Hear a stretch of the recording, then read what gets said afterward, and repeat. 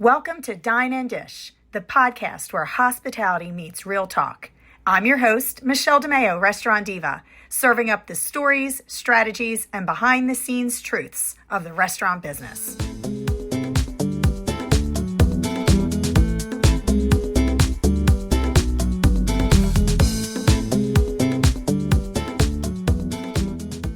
All right, everyone, we are back once again for another episode of Dine and Dish, and today's show is going to be amazing. And let me just start off by saying I have this raspy, sexy voice going on here because this cold weather has been a killer on me, and I'm done with the snow, and I need warmth, and I got that crazy cold that's going around. So everybody, you get to deal with raspy, hoarse restaurant diva today, but the show is going to be amazing. I have one of the best guests on today, and she is a woman powerhouse, and she is a world-renowned interior designer, and I am excited to kick this show off and introduce Vanessa and her amazing Feng Shui skills and restaurant design. And my passion is all on this show. And Vanessa, are you on the line?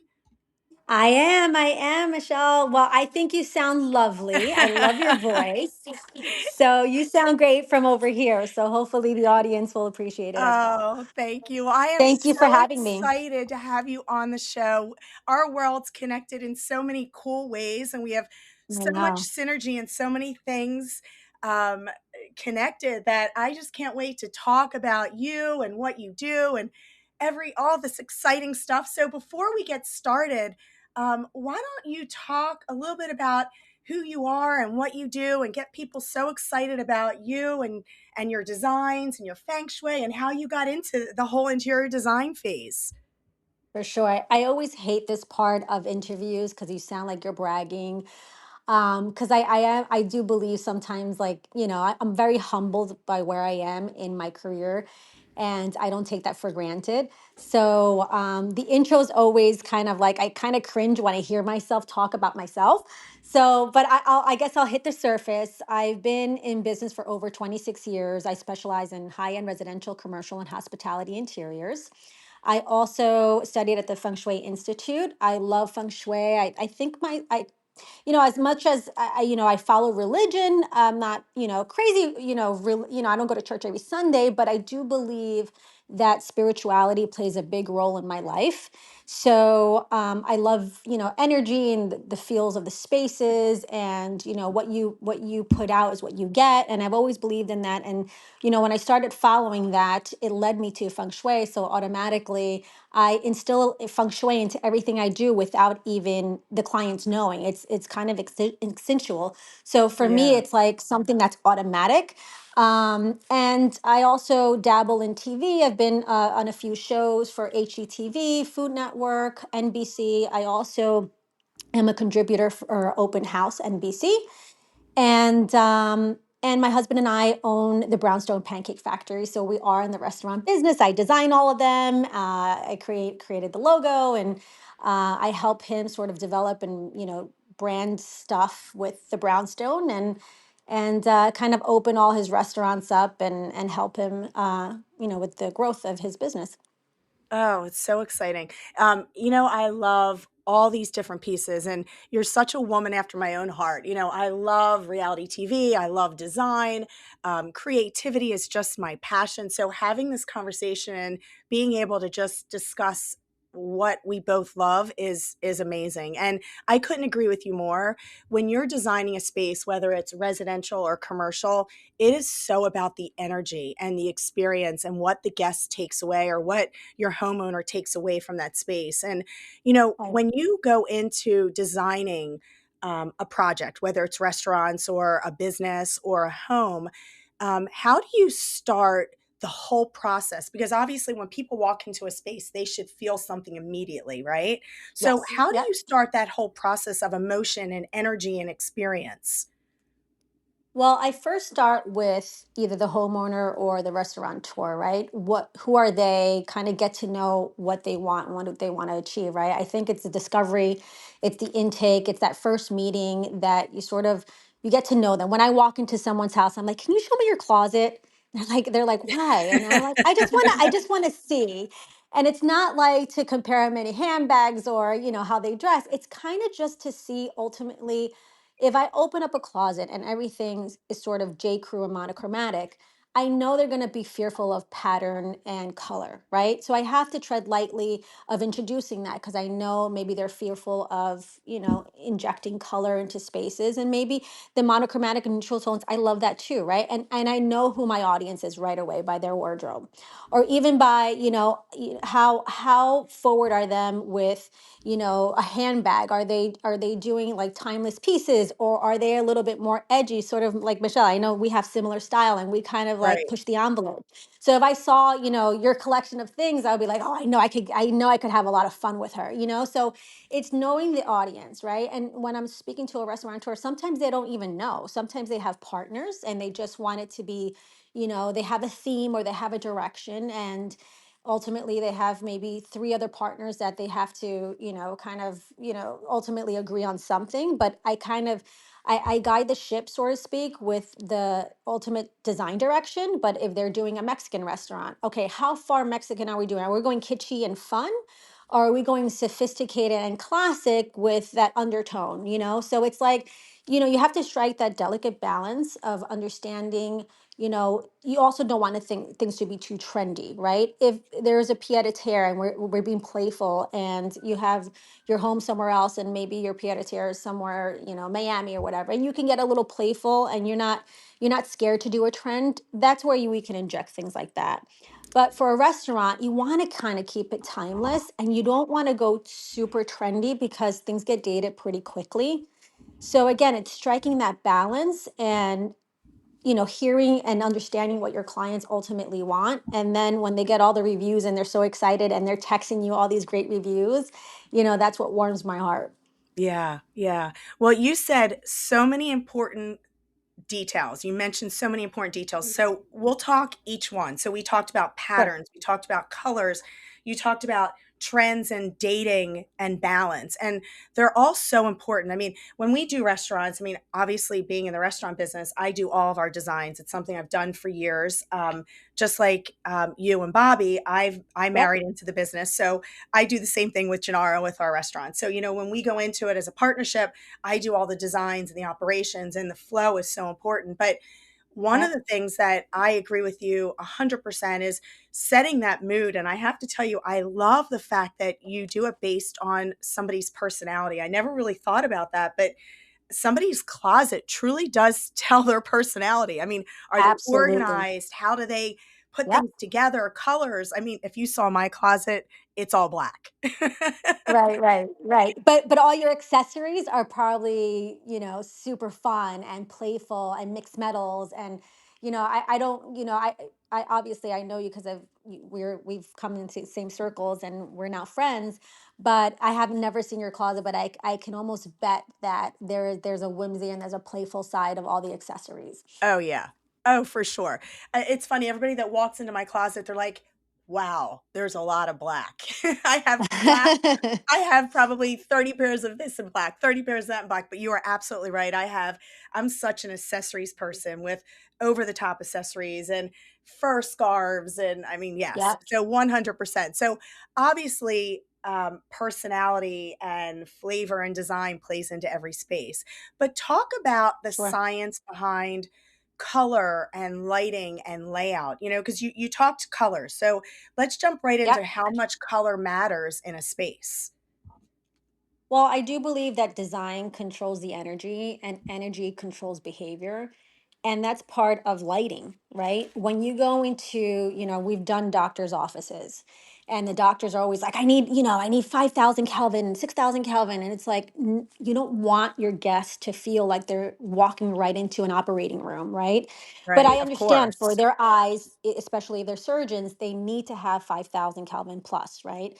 So I know when I walk into a dentist office, I'm petrified of the dentist. I want to walk into a mood that I feel calm.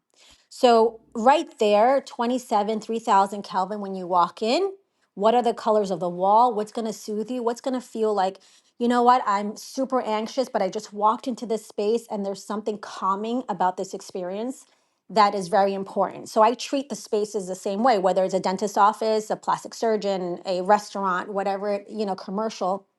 I want to make sure that you kind of graduate to then the operating room, right? So from that reception area, when you walk in, getting greeted with very calming colors, depending again if it's a hospitality or a restaurant, you also don't want to be too bold when you first walk in, unless it's kind of kitschy and fun, like a crazy cool Mexican restaurant or something. But you Right, still want right. that kind of graduation, right? So when you walk into that office, and then you then ascend to the next space, which is the corridor, then you bump that up at maybe 4,000 Kelvin, and then you walk into the op space, and then maybe that's at the 5,000. So you kind of graduate until you get into the spaces, but it's not super shocking and overwhelming when you walk in. So color is everything. It's mood, it's Yeah, emotion. When you're at a restaurant, you have to think about, okay, what makes you stay here? When you go to a casino, they oversaturate everything in burnt colors and red. There's a reason, because that stimulates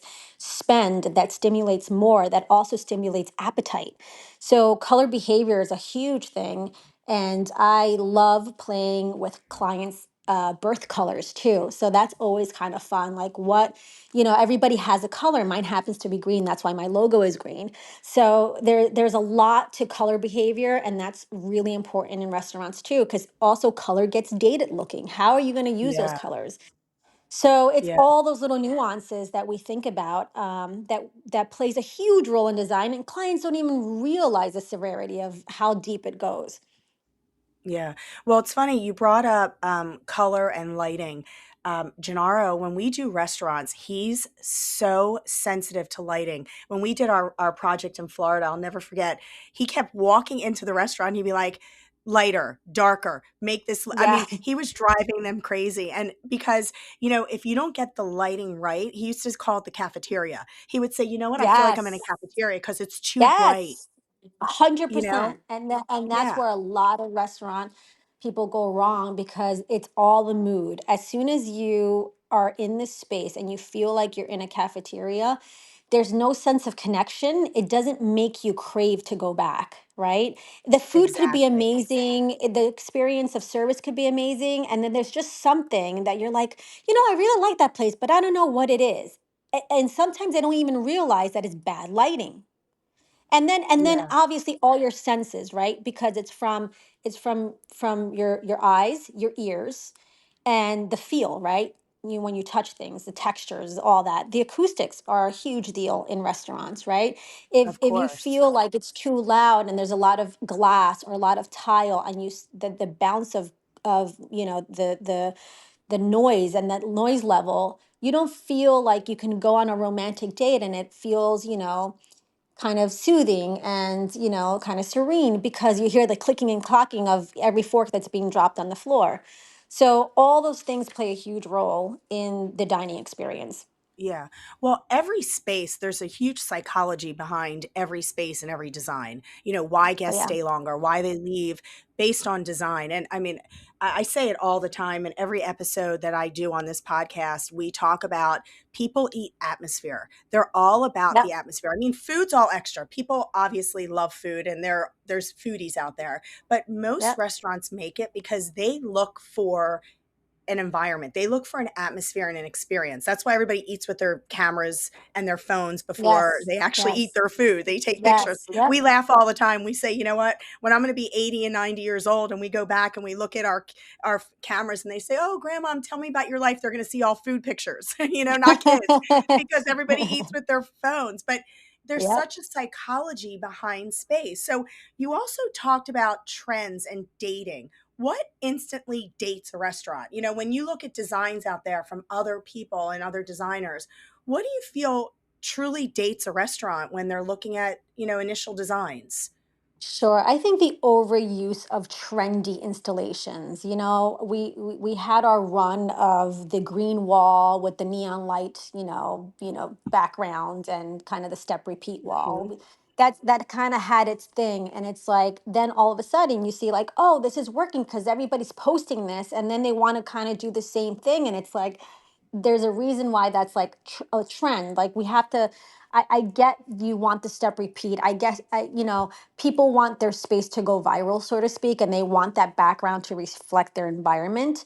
But you have to be really careful about not going too like kitschy and like Right. kind of corny at times, right? Like you can like really totally go left if you do something that's like too trendy. It's like, okay, that was cool, but now it's like there's this repetition that even not, it's a fine dining experience, and now you're seeing a regular fast casual concept, which is okay, but for like fine dining, you don't want to be like that kind of kitschy. It just kind of feels like cheap, right? So I think Yeah. individuality is a huge thing. I think that you can do sensational backdrops, but still kind of keep it classic and just like relevant. I have one client, and I love him to pieces, but he wants every corner of his restaurant to have like this backdrop. So when every angle is being photographed, they know that you're Instagrammable. in the space. and Yeah. and they're and as much as I appreciate his passion and the love for his place, and he wants it to be recognized, there's also a fine line of going too far that you ultimately lose the luxness of your space, right? And it becomes more of a playhouse than a sophisticated, really cool, swanky space. Yeah. Actually, it's funny you brought that up because I was literally just going to ask you that. I mean, how do you balance clients that come to you and say, I want it Instagrammable, I want it over the top, I want TikTok videos, and, they come to you with pictures, I like this, I like that. And how do you balance that and, talk to your clients and say, well, we want to balance Instagrammable worthy moments with classic timeless designs that are going to be here and not date you and lose that energy and excitement in the first 4 years that you're open. I mean, how do you balance that? Because that's a hard, design is very hard. You have to, wow the consumer, wow your customer without losing sight of your vision for the space. I say this all the time. People have asked me many times, like, you design restaurants, you design homes, why didn't you get into designing? And the first thing I always say is, well, what if somebody comes to me and they say, wow, I see this kitchen and I love ducks. I have to be able to see it. You have to be able to envision and get behind Right. their passion. But what if you don't see ducks in their kitchen? How do Right. you balance talking that customer into the right design for that space? I think my clients love me, I think, because I am brutally honest, but in a very sensitive way. Right. I don't posture myself to be, super know it all, but I do know what I know, and I'm very adamant about it, and I'm very passionate. So they respect my passion, and I'm dealing with it right now with that client that I was just telling you. Hmm. It's striking that balance and being super honest with him and saying, like, you can't make this look like a playhouse, right? This can't look like, you're walking in and it's like this, and it could be like a really cool sort of like circus experience, but you got to make sure you do it really tasteful so it doesn't feel like a charade, like you want it to Exactly. still feel Exactly. that the palette remains like that, the backdrop is still sort of current, no matter if it's 5 years from now or 10. And keeping it relevant and having the trust in me that I am going to take them to their end goal and give them what they want, but not get fixated on the every square inch, has to have the logo, or the repetition of logo also bothers me a lot. Depending how you do the logo, like, think about fast casual concept. It works like in a McDonald's, but when you're doing, tablecloth restaurant, you don't want to see the logo everywhere you Yeah. turn, because Yeah. it dumbs down the brand. Like, where you are, so it's just like talking to them just like I'm saying it now, and they're like, oh, okay, because maybe no one wants to say it, and I'm here to like make sure they don't make a mistake, and they're also paying a professional to ultimately come up with that. If not, they would have done it themselves, right? And they know they can't. Right. So, Right. you hired me to make that happen, and hopefully we'll get you, 5 stars in decor, in all the ratings. Yeah. So, I think So it's a our last trust. show, I brought on a very good friend of mine, and she has I would say national design firm, but she does marketing and branding and social media. And she does a one stop shop where she also does design, where she does logo. And it's funny because she was my show before our show. And I purposely put the two together because I really think interior design definitely tells a brand story. So, working together with your brand design, logo, marketer is so important from the beginning because your designing of the restaurant and the energy and the experience has to go hand in hand with the Oh design of yeah. the logo and the brand story. So when you Yep. work with a lot of restaurants, do you work hand in hand with marketing companies or do you do everything? Do you get involved with logo and menu and uniforms? I mean, what's the consistency there and how does your process work with creating this brand story for your restaurateurs? So there's no one size fits all. Sometimes it's cart before the horse or horse before the cart in that respect. So when we do get that client that they come to us, hey, we want to design a restaurant. This is kind of the name. We're playing around with maybe some chat GPT logos, and this is what we came up with. That's the opportunity that I'm telling them, listen, let's do it all. I'll do the logo, I'll come up with the uniform concept, I'll come up with what the menu should be. She would make it super sexy or super vibey or super like funky, like what ultimately, and then the colorways, right? Like what resonates with them, or depending on the Right. mood, what that color story is. And that's all a part of the discovery, right? And understanding that moment. And then I'll take it and develop logos, develop the idea of uniforms. Like we're doing a really cool concept for this space called the Hidden Flask, and they're amazing. They already had the logo. I think one of their friends had sort of development. And I kind of took their logo and splattered it on an installation on the building, like make it look like, somebody sprayed this logo on the wall. And then I came up with, what the uniform looks like. What's the staff wearing? How does it look? They wanted to make it sort of like a speakeasy, 1920s meets 2026, right? So it's like, how do you do that? How do you make it look cool? What are the people wearing? So I came up with sort of the uniform. What is the stylistically, what is everybody looking like? What the host look, what is she wearing? Yeah. So I love developing from beginning to end because the design kind of speaks for itself, and then everything else is a part of that experience. So I think that should ultimately go hand in hand. So let's jump into such an important part of space design. And you mentioned Feng Shui, and I 100% agree that energy is so important in a space. And you can feel it as a restaurateur when I walk into any space before we sign a lease. I know whether the energy is there or not. I mean, you Yeah, can feel the energy. And you talked about 100%. logos.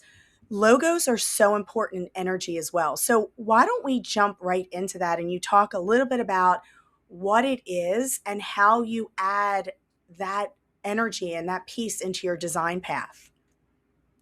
Yeah, so logos are a huge deal.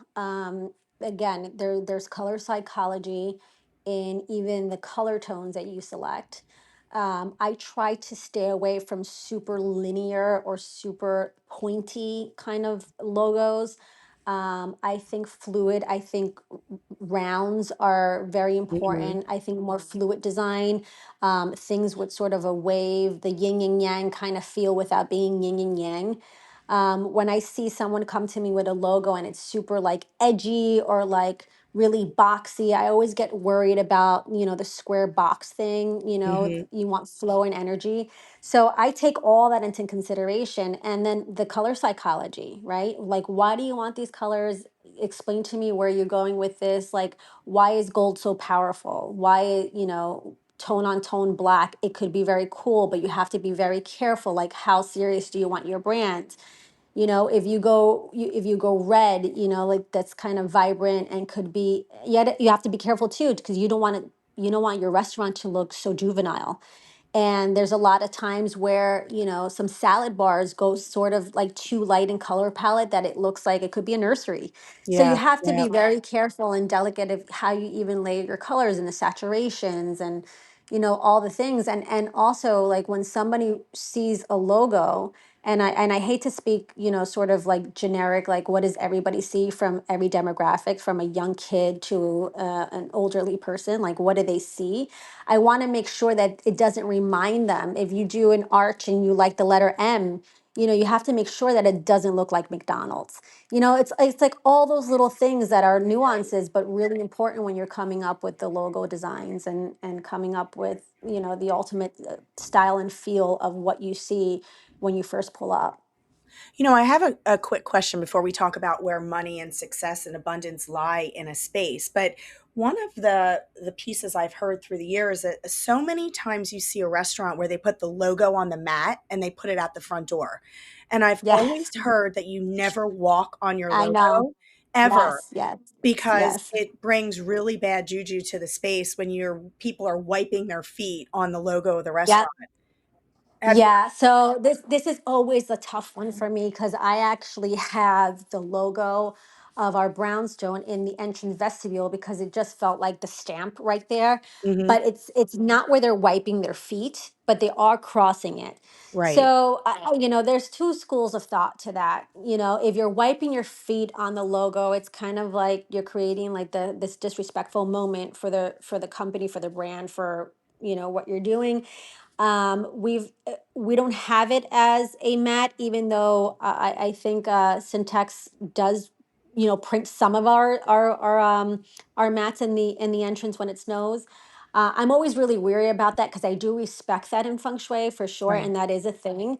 But I'm guilty of doing that installation, but not on the mat in the vestibule where you kind of walk in because it's the brandingness of that. I want it really to showcase people taking a picture with their feet.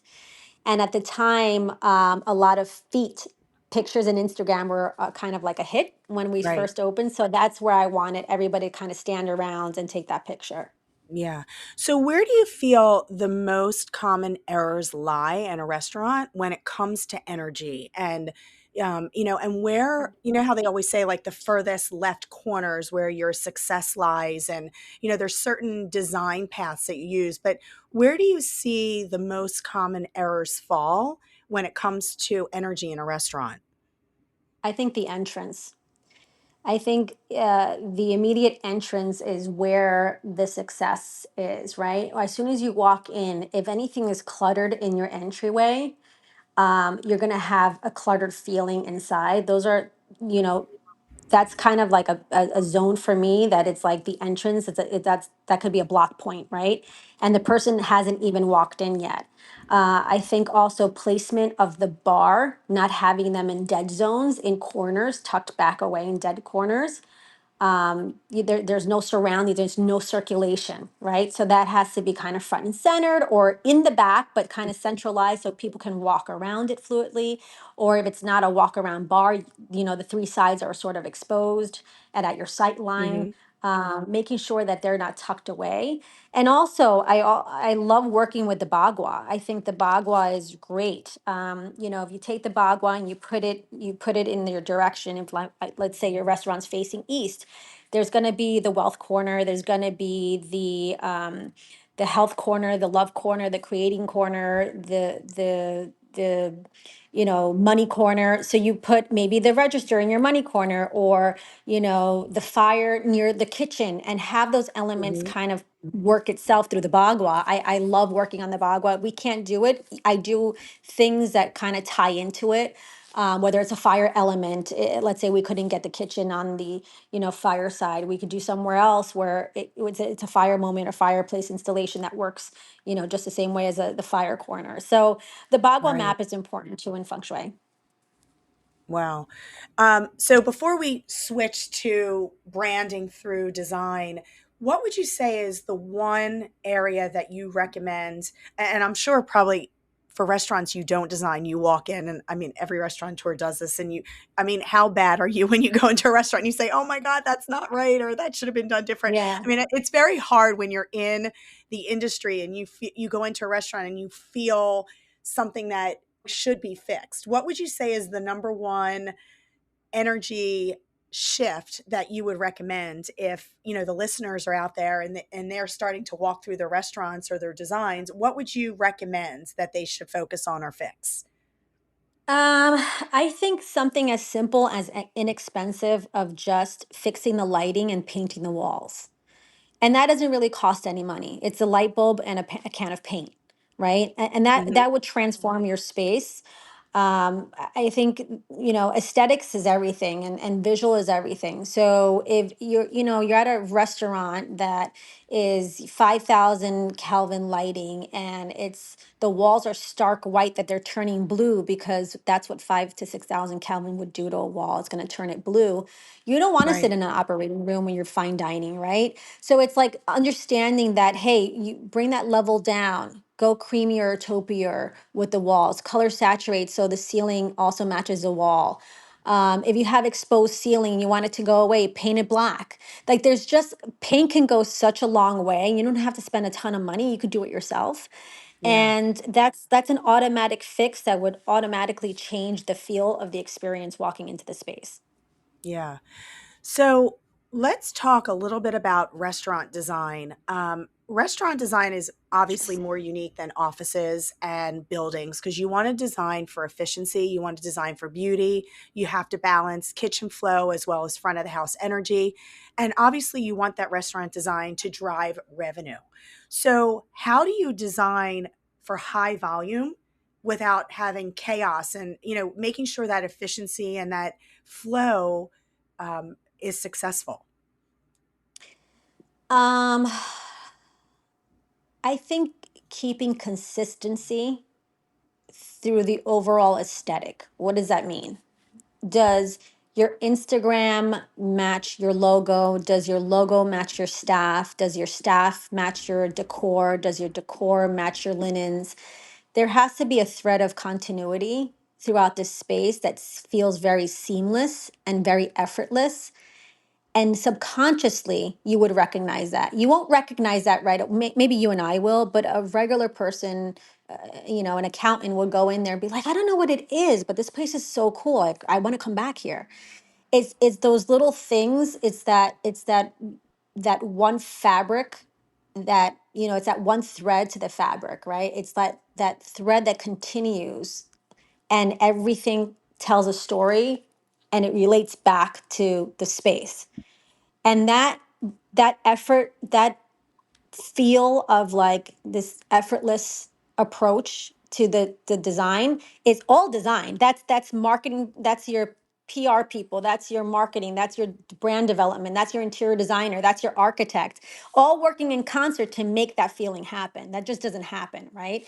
So I think it's that. I think that every thread has to sort of tell a story without telling the story. Like it has to happen sort of naturally, and you're like, wow, what is it about this place? It's like, when you walk out of a department store or a restaurant or somewhere, like a lobby, you're like, oh my god, I don't know what is it, but it just feels good in there. And it's everything. It's like when you picked up that menu or when you're at that hotel, and there's a rhythm and a movement through everything that's just so intentional, that there was a thought process behind that to make you feel that way. Yeah.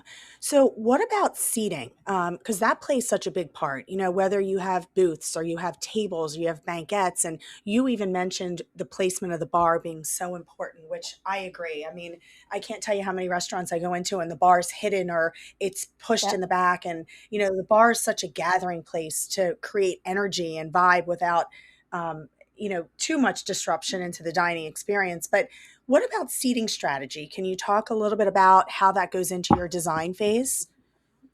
Yeah, so I love intimate spaces. I love banquettes. I love wraparound booths. I love feeling like every time I come back to this space, I can experience another perspective of this restaurant in a different square footage. Is it a round table? Is it rectangular? Is it a deuce that's, intimate 30 by 36? Is it a round table in Mhm. the corner? Is it a corner booth that's squared, but you and your partner kind of sit side by side? Having those different moments when you go back for a different experience, I love that. I don't love when I walk into the restaurant and it feels like Gerardo would say a cafeteria where everything's sort of loosey goosey and there's no rhyme or rhythm. There's a four top next to a deuce that potentially could be put together and you can have a party. And maybe that works for a PDR space, but not for a dining experience that you would want to ultimately kind of have a different experience every time you go back. And that's like visually Mhm. stimulating too. Is like like restaurants that I've done recently, like I love going back and I'm like, oh, I want to sit kind of over here to see what this perspective feels like. And every time you go, it's just like a different experience. Like we did this restaurant Drift along the Hudson River. And Mhm. we have a rotating carousel that's a banquette, and it rotates so you're able to see the view of Manhattan, but you also get to experience the restaurant from every angle because it rotates 365. So like that's a really cool moment to experience, and it's very gradual. You don't it's not like you're sitting on a roller coaster. It's kind of like, I don't know if you've ever been to Windows of Right, the right. World, where that kind of rotates, and it's such a really cool moment that people just want to go just to kind of feel that experience and see the restaurant from different angles. And we place that right in the Yeah. center. So there's a moment to that. I love that. I love, when you go to our restaurant and, I came up with this concept for our beach location to have a Volkswagen bus in the middle of the restaurant, and people get to sit in the bus, when they, hopefully when they get that moment to sit in there, because everybody asks for that booth or that table. Yeah, I'm sure. But it's a really fun experience because you see it from a different perspective. You're raised up a little bit on a platform. I did a rotating carousel. I wanted the carousel with, like the horse carousel to actually have seating in it, so you can sit there and actually be on a carousel. But we were only able to find the horses to be custom made. But it was such a cool experience to even see that. Like I see parents feed their kids on, the horse when they're when they're not eating. So it's like all Yeah, those different moments of seeing the restaurant kind of work with these different floor plans. But ultimately, the one thing that kind of cringes me all the time, if I walk into a space and I don't see those moments, and to me, it just feels like a cafeteria if it's all just yeah. open, tables. Yeah, it's funny you brought up the brownstone. We were there, and one of the things that we thought was so cool was the elements were on the ceiling. So it felt like the whole park was on the ceiling to the left side of the restaurant. Oh, And I said, I said, the "Oh, that's so cute. It has a bench and it has, everything on the ceiling, and it gives the space the feeling like you're at a park, but it doesn't take away from the dining space of the room, which was really yeah. cool."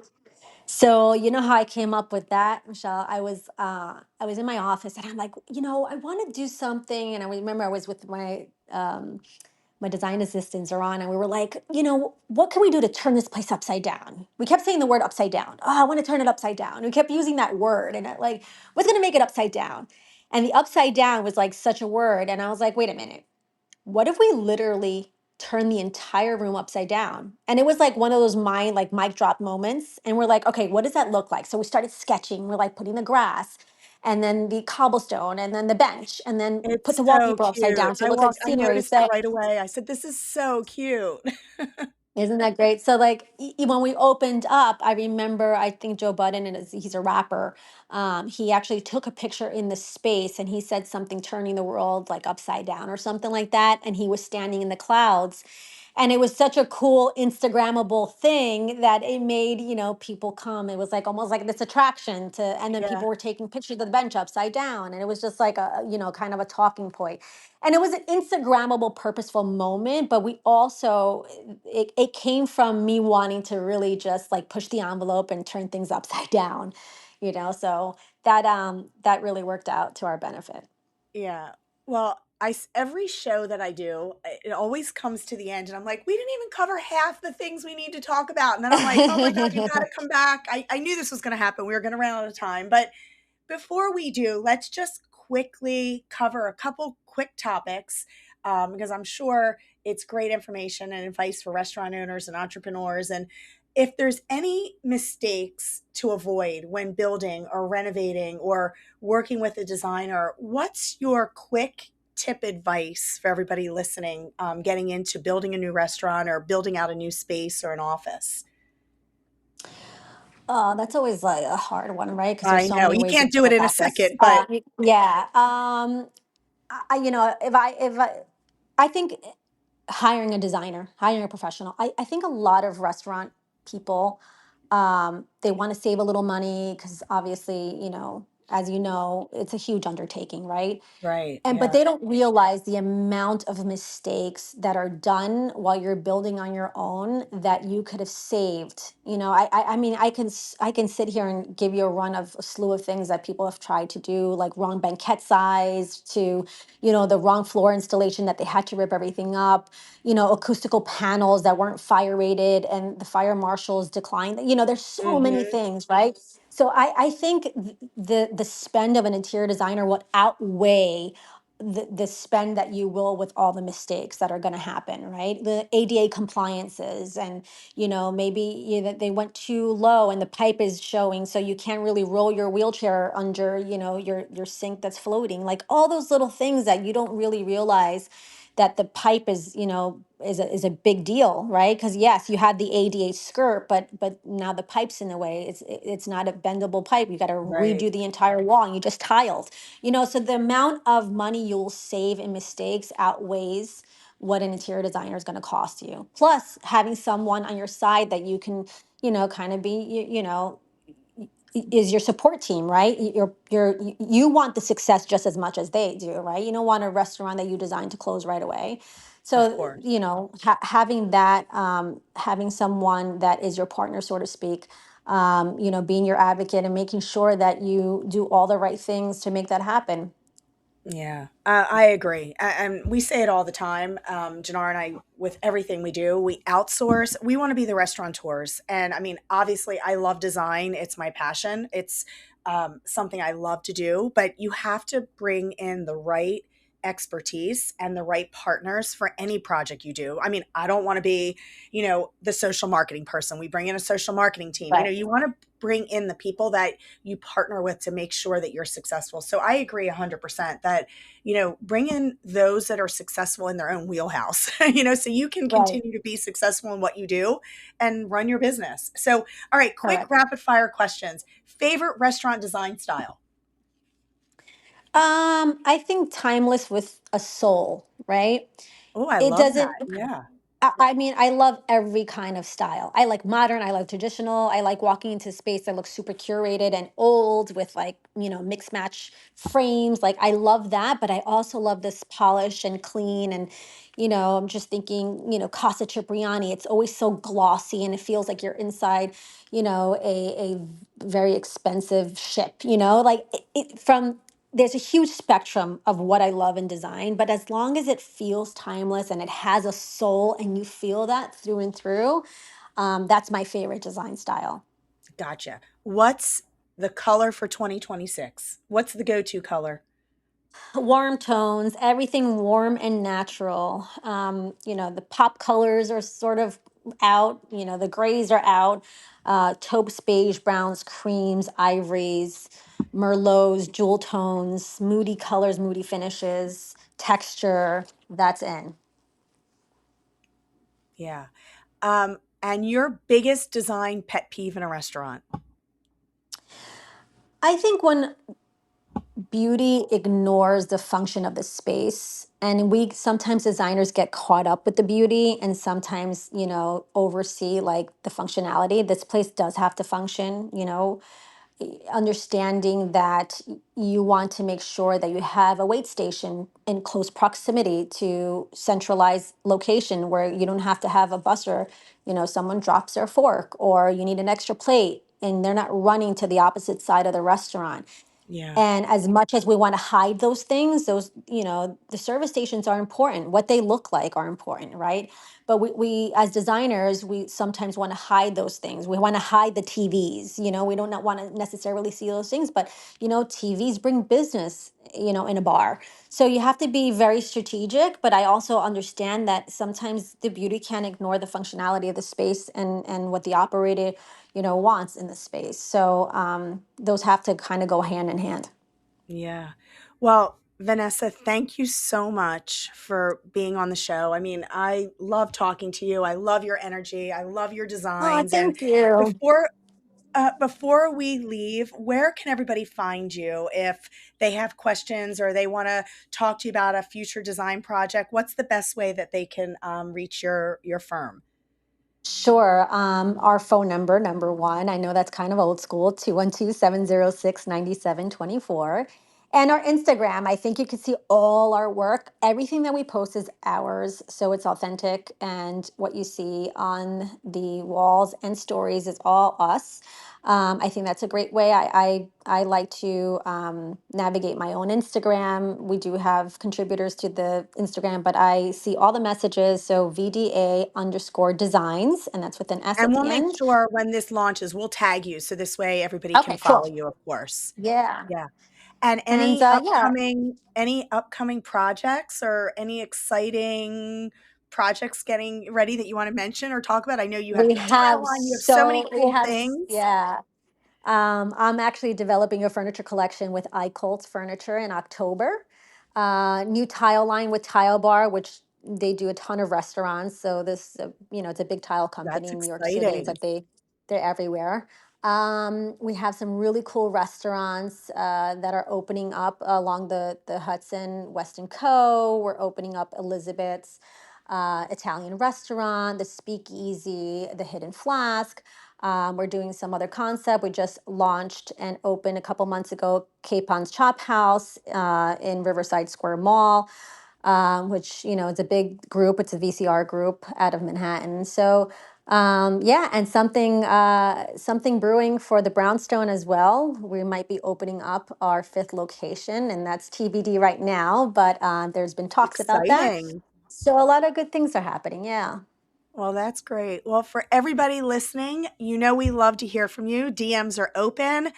You can always reach us through Instagram. You can go to restaurantdiva.com. You can call, you can email. We love to hear from you. And one last closing question. If you could give restaurant owners one design rule to live by, what would that be, Vanessa? Um, I think be authentic to your brand. I think a lot of people nowadays can see the fluff or, you know, the not so real. I think be authentic. Like if you're an Italian restaurant and want to posture yourself that way, go all in. Don't try to be too many things, and people tend to want to do so many things because they don't know what's going to stick. Mm-hmm. But if you want to Exactly. open up an Italian restaurant and you want it to be known for its pizzas, go all in. Don't do this half and half, or just try to bring empanadas in, because it like the authenticity of what you're trying to do will fall by the wayside and people won't take your brand seriously. Yeah. All right. Well, everyone, that is a wrap. Another episode of Dine and Dish. And Vanessa, thank you so much for your Thank you for expertise having me. and everything. And I can't wait to get together soon and hopefully do a project with you. I can't wait. We're going to be moving Oh my there gosh, soon. that would be So amazing. we'll be Yes, close and neighbors. I know. I can't wait for that. All right. Well, everyone, thank you so much. And Vanessa, I'll talk to you soon. Have a great day and a Okay, great thank you, night. everyone. Thank You you. too. Bye bye. Bye.